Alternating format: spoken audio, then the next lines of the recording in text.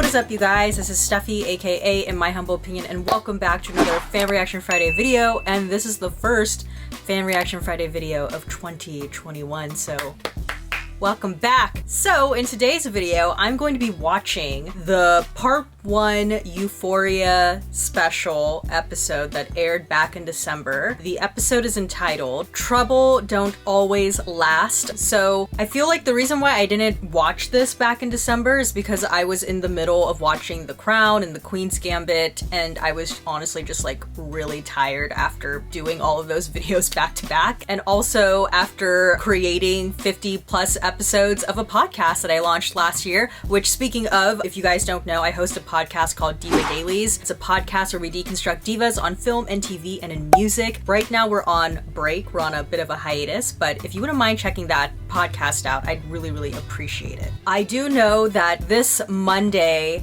part 2 of the Euphoria special is coming out. Unless you have like HBO Max or Plus or something, you have access to early viewing of the part 2 episode today, Friday, which is when this video is coming out. But so yeah, that's why I'm like, hey, let's make this video now and put it out before part 2 comes out, and hopefully, if all goes according to plan, my reaction and review video to part 2 should be out this upcoming Friday. So not today, but the following Friday.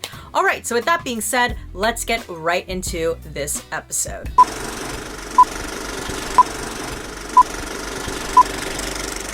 Okay, also before we like begin the reaction video, I just want to say I have not watched Euphoria since the last time I watched it on this channel. So hopefully I do remember things that happened, but hopefully that's not going to deter my experience of this episode.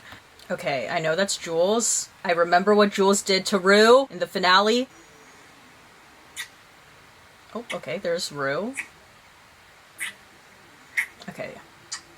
I'm a little confused. Is this a dream, or... This has to be a dream. This is like too perfect for RUE. There's no way that this is real. Oh my gosh, you can like literally hear their noses like nuzzle. Jesus. Okay, this is like a presentation, like an art presentation. Oh, because she was like into fashion. Maybe this is like RUE imagining what their life would be like if she got on the train.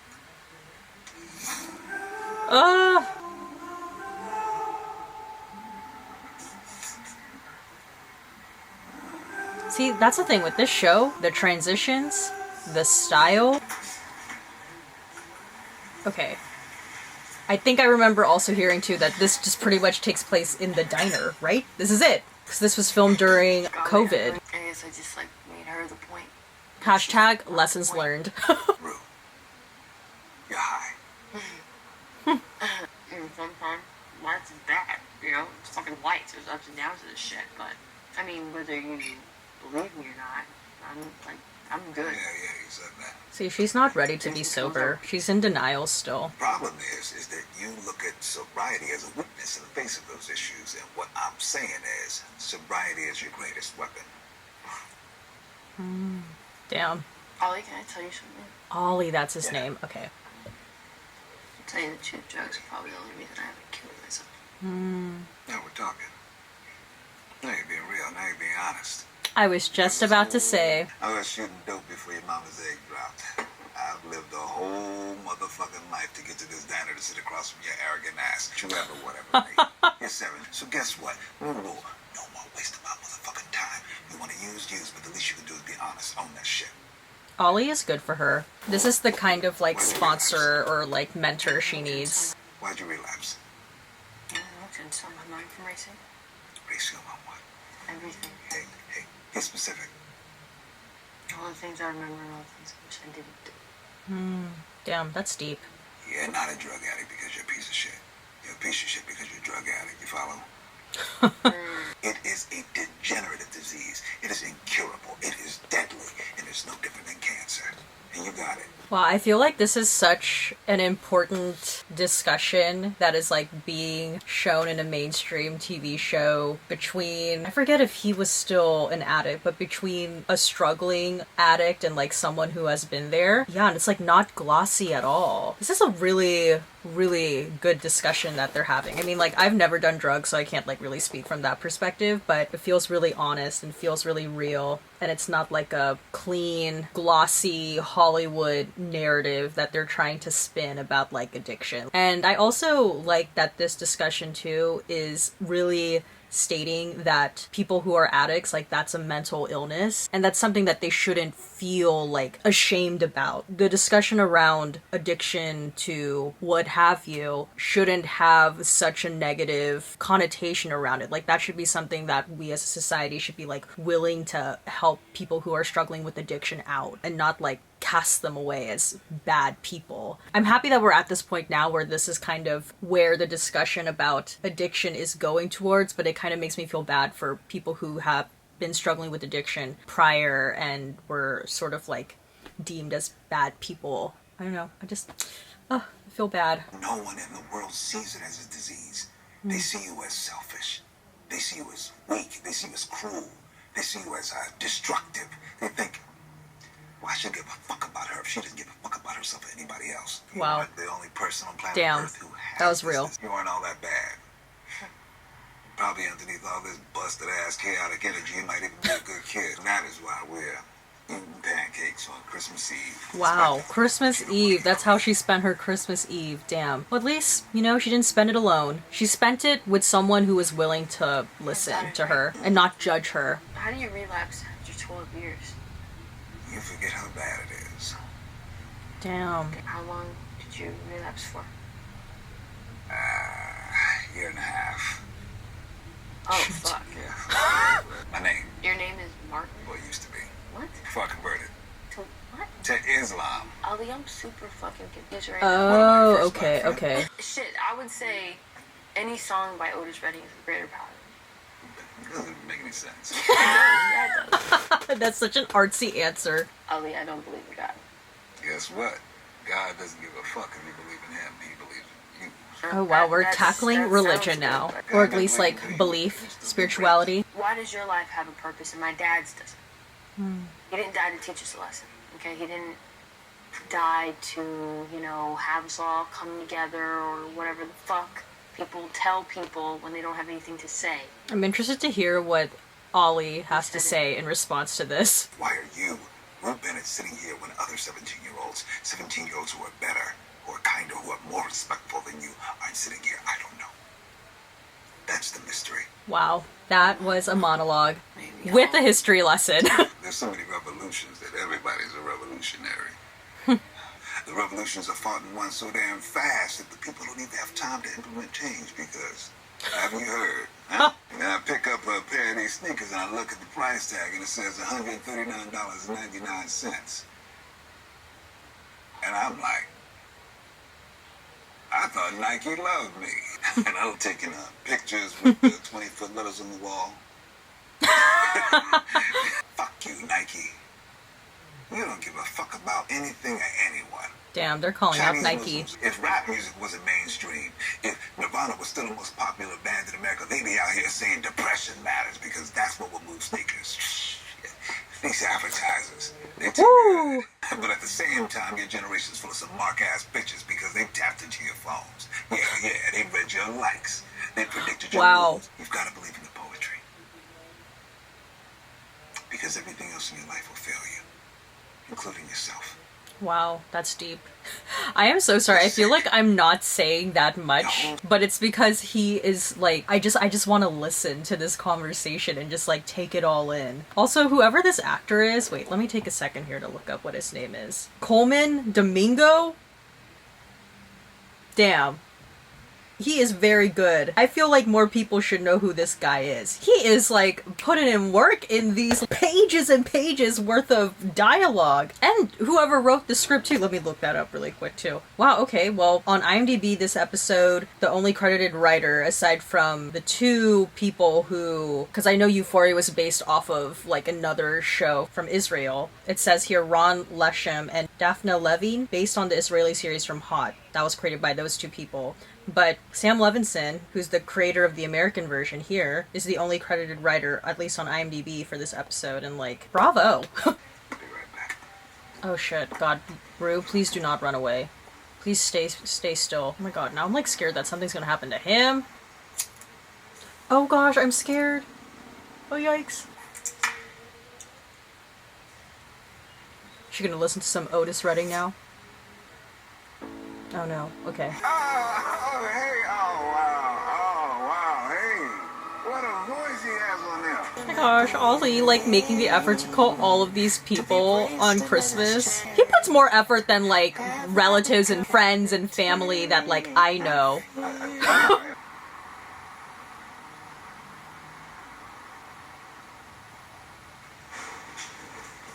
Oh my god, you guys, I was so fucking nervous that entire time he was standing outside by himself. I was just like, oh god, please don't get hurt. How long have you been clean? 17 years. Never thought I'd be able to say that. But I said it with a lot of pride. Marsha! 17. You want to know if I was interested in dating or if I was interested in getting clean? Because the answer is yes to both of those questions. I had to not be in a relationship so that I could focus on my sobriety. Because that's what I wanted, and I didn't have enough energy for both of those. Wow, this is such a well-written episode. Everything that's good to you ain't always good for you. What do you have to say to somebody that doesn't have Woo! My grandma used to always have this saying, baby, trouble don't last always. Episode title. And you got any more questions for me while I'm trying to count my ticks? No, I'll count them. I'm gonna throw a couple more in there later. You need to with your cheap ass. It's funny when I think about it, I still blame Jules for all this shit. Why? I was clean. And Were you though? Even though you just said you were gonna stay clean.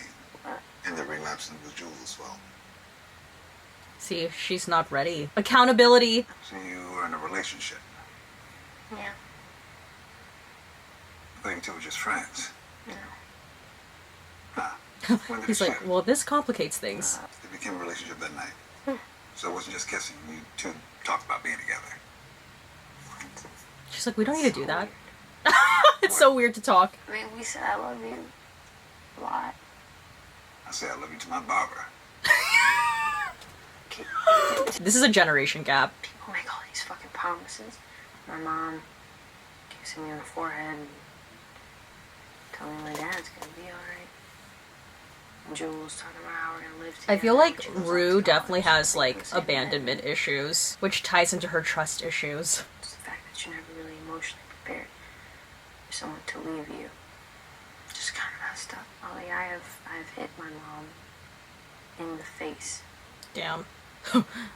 Woo. I cannot even imagine doing that to my mom. Maybe if I was some random ass class videos with no life experience and I heard that you picked up a piece of glass and threatened your mama, I'd be like, ooh, that's unforgivable. Hence me. Every time you do something unforgivable, you think, why change? I'm just a piece of shit, without realizing that forgiveness is the key to change. She has to forgive herself. So what you're saying is that you can simultaneously do something that you also believe is wrong. Well, doesn't you doing it mean one of your intentions? It all depends. Why are you ignoring all the things you... Because I wasn't thinking. There you go. Why? Why is it more extreme? This is a good exercise in her like analyzing why she does the things she does. People keep doing shit that we deem unforgivable, and in return they decide there's no reason to change. So now you got a whole bunch of people running around who don't give a fuck about redemption. That's scary. Wow. Yeah. Ollie, what have you done that's so terrible? A lot. Do you want to share For with the real. class? A lot. Because I think you're like a good person. And I just couldn't imagine you like doing something terrible. See, I think he needs to come down to her level, like, right now. Sometimes I feel like it's hard for people, like, I feel this way too. It's hard for you to, like, air out things you may feel ashamed that you've done or you've said to someone who you kind of, like, put on a pedestal. Like, you don't want to, like, reveal the worst things about yourself to that kind of person, but if you're talking to someone who, like, you know they've, like, done some shit too, you're kind of like, oh, okay, I feel a little bit more comfortable, because you're not perfect. But no one's perfect, but that's, I don't know, maybe that's just the way I think, but... It took me another 5 years to clean up, because for some people, there is no rock bottom. It's bottomless. Damn. Woo-hoo. Drugs will fundamentally change who you are as a human being, because there's no force stronger on planet Earth than that next fix. Wow.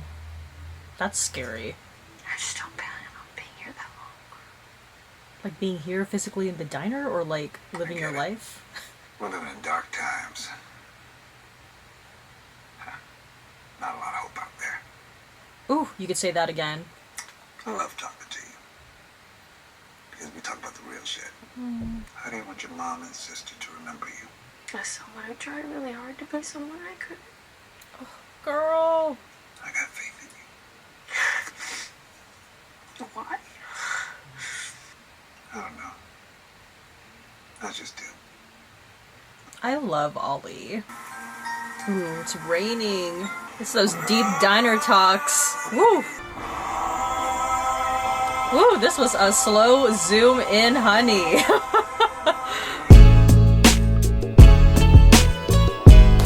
Alright, and some post-show thoughts. I'm gonna make a bold statement right now and say, I think this is my favorite episode of Euphoria.